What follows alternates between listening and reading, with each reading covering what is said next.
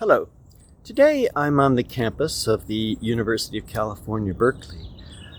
This is a particularly beautiful place, which happens to be one of my hometowns. I did an important part of my growing up here, and in particular as an adolescent, it was actually in this atmosphere that I really kind of grew up. My family lived kind of over in that direction, and the high school is that way, and so every day for many years I would cross over this through this atmosphere, and it's there that I imbibed certainly my own aspiration to become an academic. I know that when I got to college, I did so with the intention not just of getting a BA, but a PhD ultimately, and becoming a university professor. I never wanted to do anything else, and I know that there are younger versions of me out there, people who are 30, 35, 40 years younger than me that are really interested in having the same sort of scholarly heart and wanting to pursue higher education and go into graduate school, but are concerned or hesitant, not questioning their own vocation, but just for all the many reasons that we've talked about, the problems in higher education,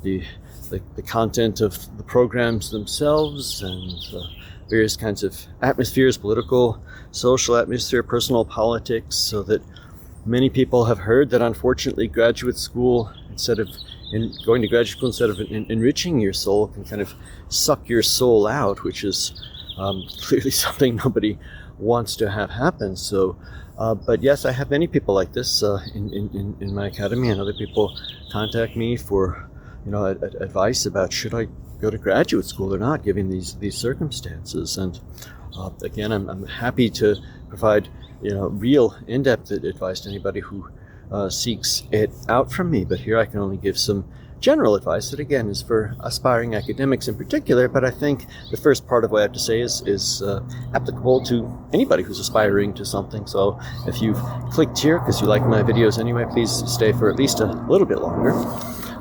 So I have two pieces of very general advice about somebody in this situation.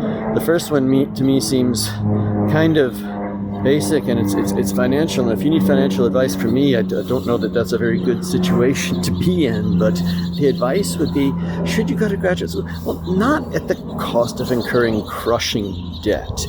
I just think it's a terrible idea to incur crushing debt at any point, particularly when you're young and starting out. For something like graduate school, there are generally, hopefully, other options or other paths that one could explore before taking that on, and that's not a good idea to take on crushing debt. That's not to say you shouldn't expect to pay anything. No, I think you should.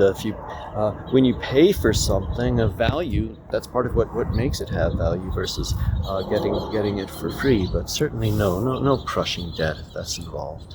But the other piece of advice, though, is yes, if it is your dream, as it was mine, if it means something to you to be able to put those authoritative letters after your name, those doctoral letters, and to be called doctor or professor and call other people doctor and professors because you work in an atmosphere where that's what people are called. If that appeals to you, if that's your dream, then yes, I think you should pursue it, not because of the academics, but because pursuing your dreams is a very important thing. And again, this is a general advice if someone's here. The older I get, the more instances I can encounter and observe of. They may be out there. There may be some people who regret chasing their dreams, who say, they were right. I shouldn't have listened. I shouldn't have done this. I wish I hadn't tried to follow my dreams. I'd be more comfortable, if I hadn't. This was dumb. But there may be people who say that, but I think psychologically we're just not conditioned to process that as the experience. Chasing your dreams is not a key to happiness. Many people who chase their dreams never get there.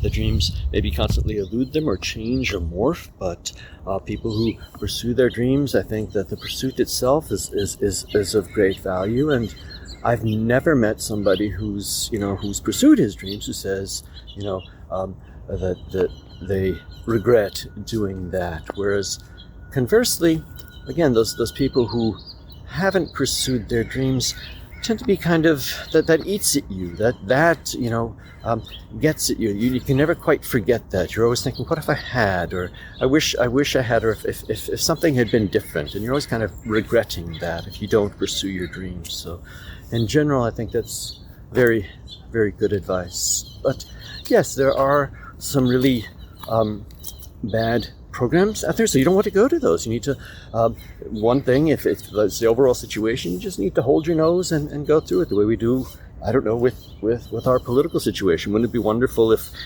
when it came to elections, we could choose the best of two really good options, but instead we have to choose the lesser of two evils, and schools may be like that.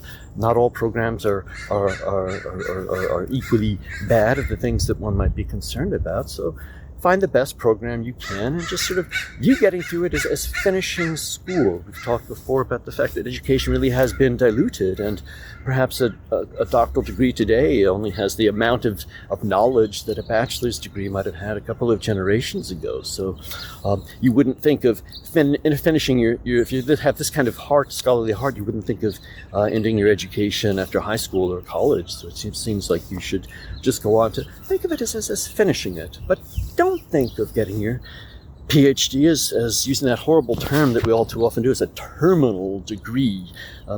Don't think of it as getting it as a badge of expertise, but rather as a license to learn, a license to teach yourself henceforth. Having been taught through the entire educational process, you're now capable and responsible for teaching yourself. And so this is the beginning of a scholarly life. Don't accept the narrowing doors that might be imposed upon you, but use it to open doors. I mean, there's nothing nicer when you've recently earned your doctorate than going to do research in an archive and just feeling the difference of the way people treat you because you have that title now, and you can just open many doors because of this, obviously. So, in selecting some sort of program, apart from the kind of atmosphere that one would want, I think the main thing that I really valued from my graduate school experience, and I think is the most important thing to seek out, is a kind of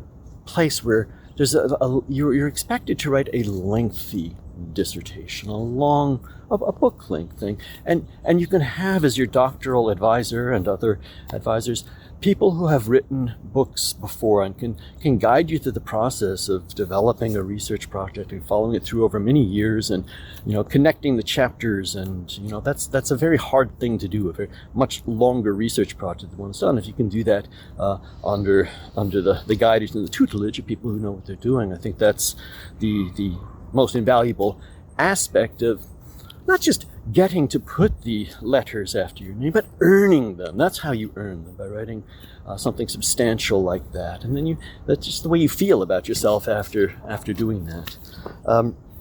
I could go off on another subject that I think might be not slightly relevant if people are interested, on what one can do afterwards, because one concern people have is, well, what am I going to do? There are too many positions and things. I don't think enough people consider international careers. I